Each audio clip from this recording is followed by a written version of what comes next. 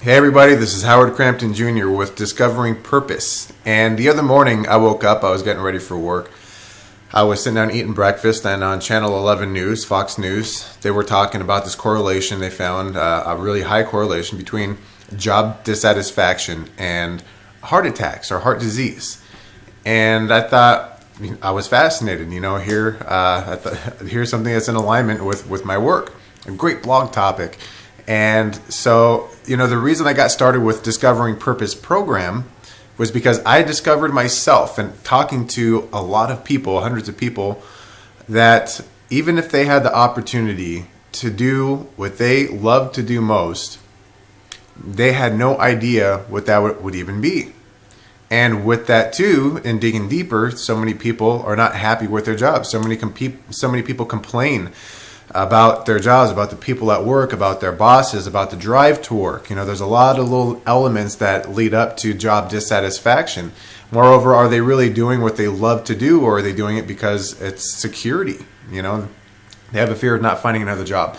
So I get in my truck and I'm driving to work, and I popped in one of my Tony Robbins discs, and interestingly enough, synchronistically, I believe, he talks about, I was having a conversation about our emotions and about our health and about our life purpose. And he'd reached out to Deepak Chopra. They had a conversation, and Deepak had shared with him some information, a study that some people had done over in, I want to say Pennsylvania perhaps, anyway, on the East Coast, where they had discovered a population of people who were dying from heart attacks. Well, a certain population of people will die during a first heart attack. Others survive, right, and may have a second or third and may die according to their second or third. So they wanted to know, what was it? What were the indicators why people died during their first heart attack? And this study went through, first of all, was it cholesterol? Thinking, does cholesterol play a role in why people die the first time around? And they thought, nope, they eliminated that. Well, is it genetics? Is it like diabetes? And they did a study on that. Nope, eliminated that. What they had discovered was job dissatisfaction was the biggest reason for people dying the first times, or for a population of people anyway dying the first time around. And I thought, wow, I was fascinated to hear those results and how job dissatisfaction plays that much of a role. And if you think about it, think about people who are just enthusiastic in life, who love their job, and imagine how they wake up each morning versus how the majority of people might wake up in the morning, especially if they're unhappy at their current job. And most people, they are really enthusiastic about their job when they get it, but it was mundane. Maybe there's no more growth opportunity involved. So dissatisfaction comes through there as well. Maybe they have great relationships with their people. Again, a lot of factors. I don't want to get into those specifically, but it drove me to do some more research and to provide you with more information about what you're doing with your life, about where you're at with your job. Again, maybe you love what you're doing, but there's no more growth opportunity. You're never ever going to meet that level of success or achievement within this corporation or company that you work for, versus working for somebody else where you have that growth. Or maybe you're not happy what you're doing. There are so many more gifts that are within you that you want to go share and take out to the world, but maybe there's some fear as to how we even get started, or if it's even going to work. A lot of people come up with great ideas but never take action on them because they think other people already started them. And you know what? That might be true, but it might not. But whatever it is, you are your own unique selling point. You have unique gifts to share that other people don't have. Okay? Even if it's in the same field, in the same industry. You got that?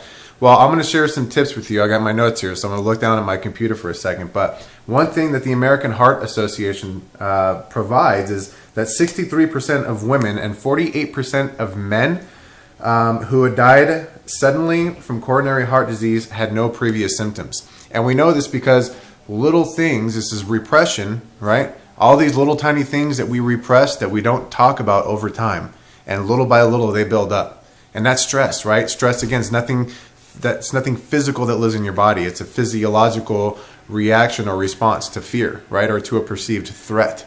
So these little stresses build up and build up. And again, that's stress, like tension on your cells and on your muscles and so many other parts of your body. So another point that they provided too is anger. They were talking about anger and how many people suddenly die from a heart attack right after having this anger episode. Now again, what is anger? Is kind of built up frustration. If somebody's angry, there's not something that they've communicated. Anger is this problem, it's this cycle that keeps happening over and over and over again, and they're not dealing with it. In turn, they're just getting frustrated, and as a result of frustration or maybe even embarrassment or a variety of other things, anger is a second emotion. That is killing them. And here's another statistic for you too, that 5 minutes of anger can depress your immune system for up to 6 hours. You got that? 5 minutes of anger can depress your immune system to up to 6 hours. And again, that's clotting your arteries and everything else when your blood depresses, because you're not getting sufficient oxygen to your brain. Your blood is slowing down. And if you're not eating healthy either, imagine how your blood cells are just clumping together and they're moving through your body really, really, really slow. And soon these other ones are wanting to pass by that might be a little bit more healthier, but then soon, you know, they're getting eaten away by all that acid and stuff too, and they're clumping together trying to survive. And then comes the heart attack. Right?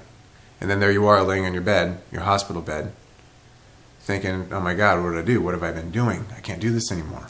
I got to have a lifestyle change. I got to do something different with my life. I got to do something different with my job.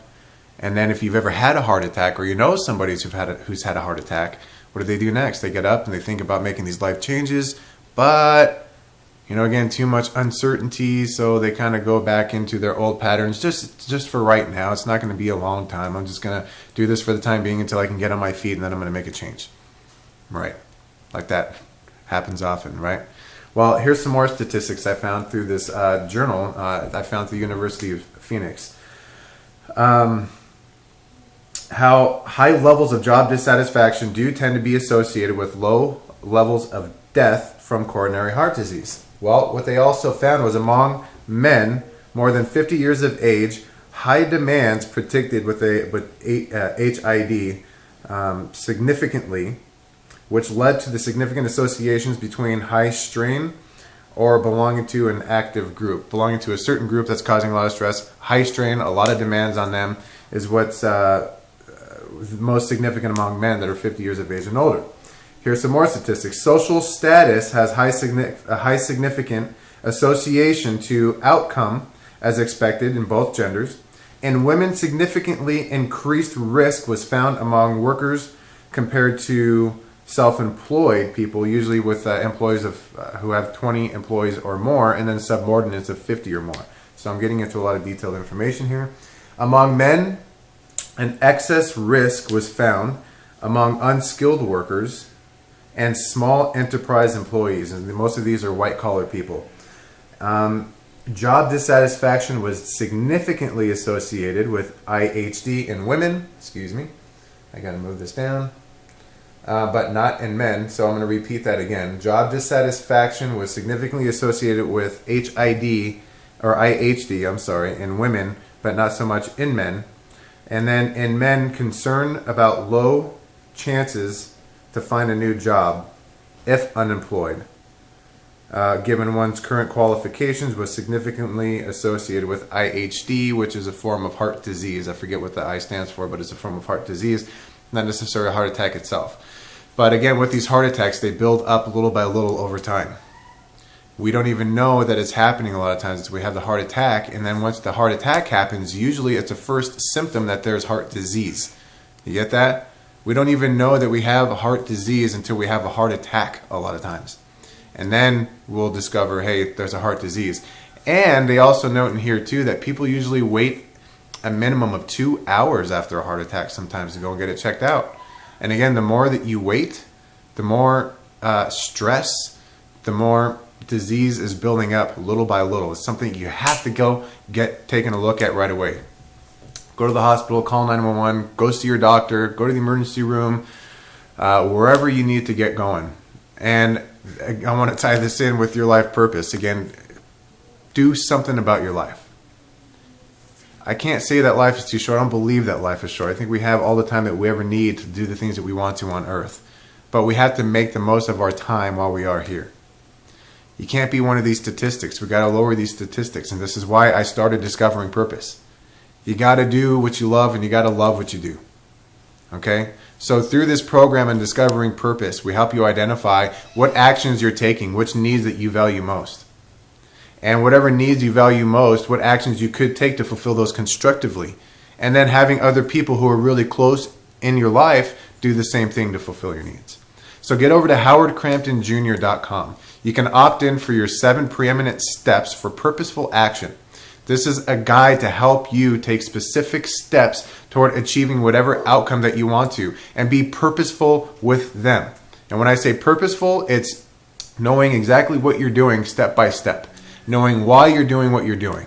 How it's all going to happen, we might not know right here, right now. But in taking some form of action, resources we discover are already here. Whether it's people, whether it's finances, whether it's things or thoughts or emotions, it's all here right now. And most of it is within you right now. So get over to howardcramptonjr.com.